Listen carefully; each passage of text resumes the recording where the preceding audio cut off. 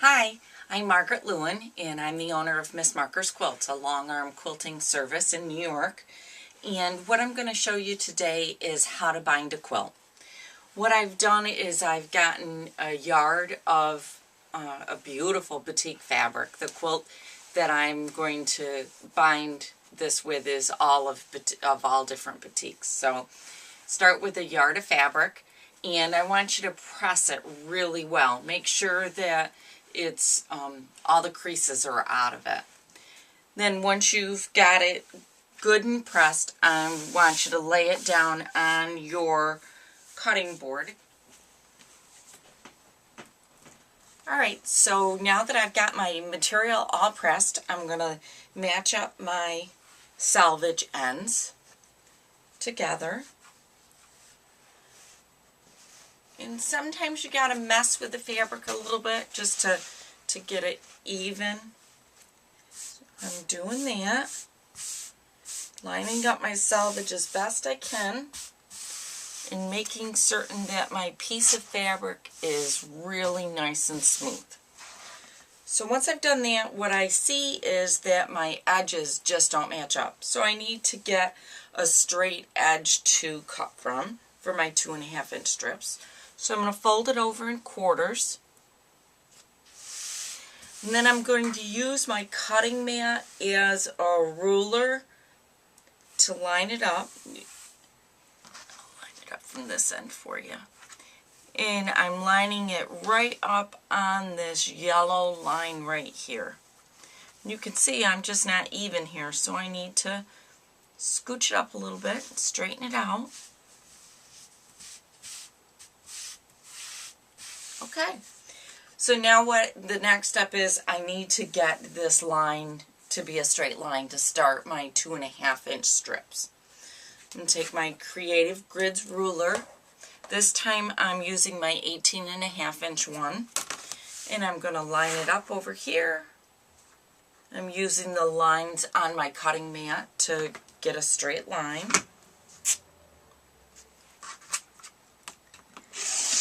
And I'm just going to cut it off, and now I've got a really nice straight line to start my 2.5 inch strips.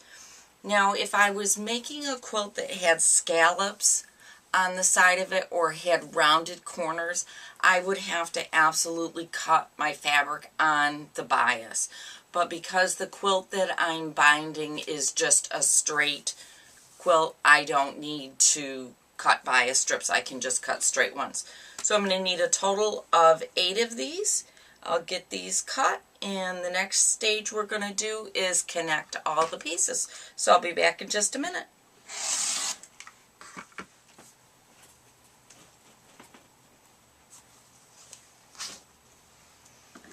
Alright, I've got all 8 of my strips cut, so I'm now ready to put them together. You can see they're all cut. With a batik fabric, there is no right side or wrong side. You can see, I'll lay it out for you. Which is the right, which is the wrong. You really can't tell. There's no difference to it. But if I was to take just a normal cotton fabric that's not a batik, you can see that there definitely is a right side and a wrong side. So to put all of these strips together, I'm going to show you how to do it first on this piece so you can easily see the right side and the wrong side and the definition between the two. So I take my first strip and I lay it down face up. I take my next strip that I want to connect it to and I lay it face down in a straight angle.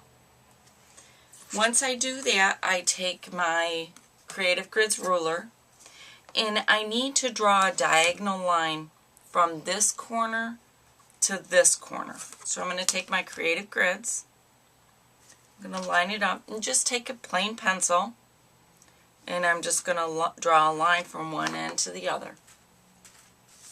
Now you can see that is my sewing line. So I'm just going to leave it right there in place, and I'm going to pin it together. And I'm going to keep going in that manner until I have all 8 of my strips sewn together. So if I was to continue on this one, I would flip this over, lay another piece of fabric, and draw a line. So I'll do some of them with my batik for you. So here's my right side up. This is my selvage, and I don't want my selvage to be any part of this. So when I lay my next strip, I'm going to lay it so that the selvage is beyond both edges. I'm going to again take my Creative Grids ruler. Let me straighten that just a little bit. Take my Creative Grids ruler and I'm going to draw a line diagonally. And I don't think you're going to be able to see this on the camera, but I've drawn a line from one corner to the other. Now I'm going to pin it together.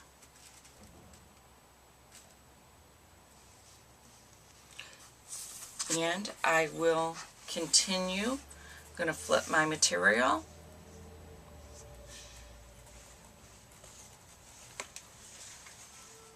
And add my next piece. Again, making certain that my selvage extends so that it does not become part of my binding strip.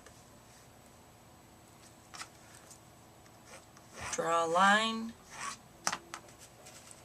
being careful not to move it, pin it together.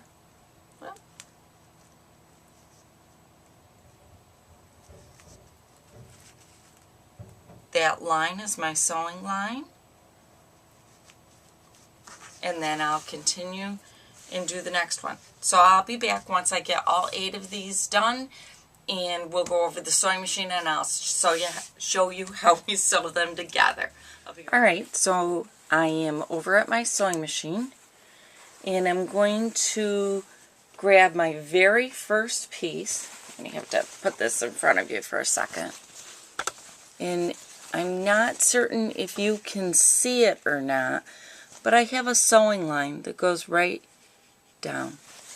So what I'm going to do is I'm going to, just with a regular foot, there isn't a walking foot on, I'm just going to sew from one corner to the next. And I'm going to do that so that it takes all 8 of my strips and makes it into one. So I'm just going to start sewing. And just keep right on going. And I will do what's called chain piecing. I will sew one, then I'll grab my next one. See, I've got my next one.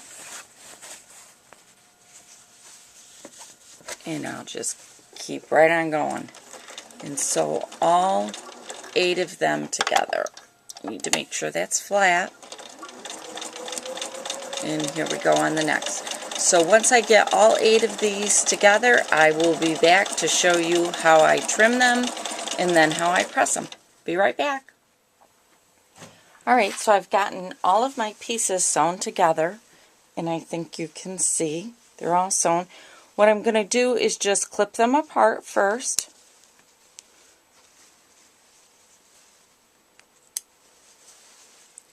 And then once I've clipped them apart,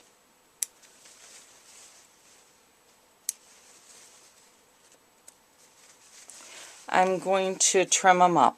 Now you can either go back to the cutting board and mark exactly 1/4 of an inch, or you can just guesstimate it. And I just guess it and go right straight across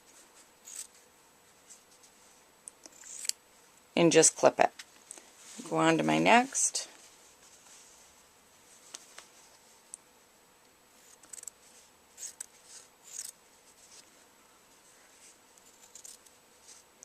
And I'll do that on all of them. Then once I've done that, I will be back and we will press it. I've gotten all my pieces trimmed, so the first thing I want to do before I do anything else is I want to press these seams down. Doesn't matter if I press it to the left or to the right, but I need to press these down. So I'm going to first press all 8 of these down.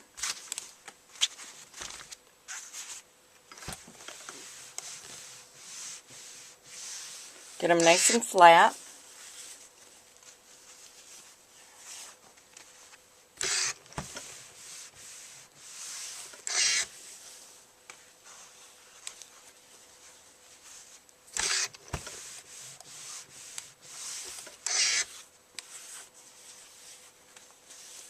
Almost done.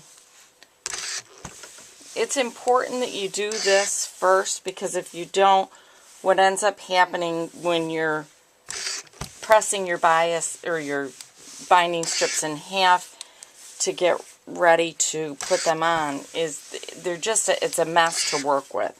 So I always go through and I always press it first. The other thing it does is kind of untangles it a little bit.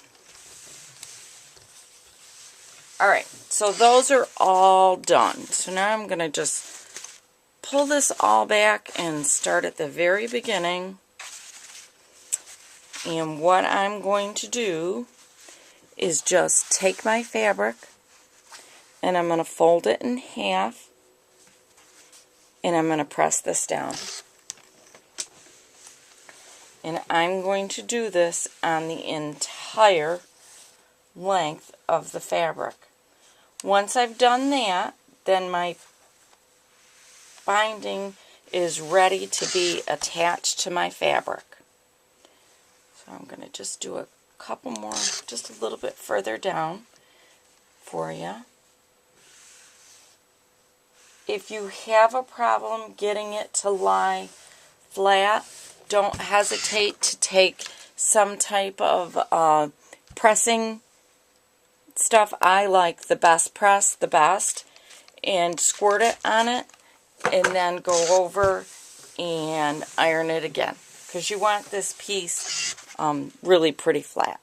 So once I get this all ironed, I'll come back and we'll get this attached to the quilt and I'll show you how I sew it. We'll be back in just a minute.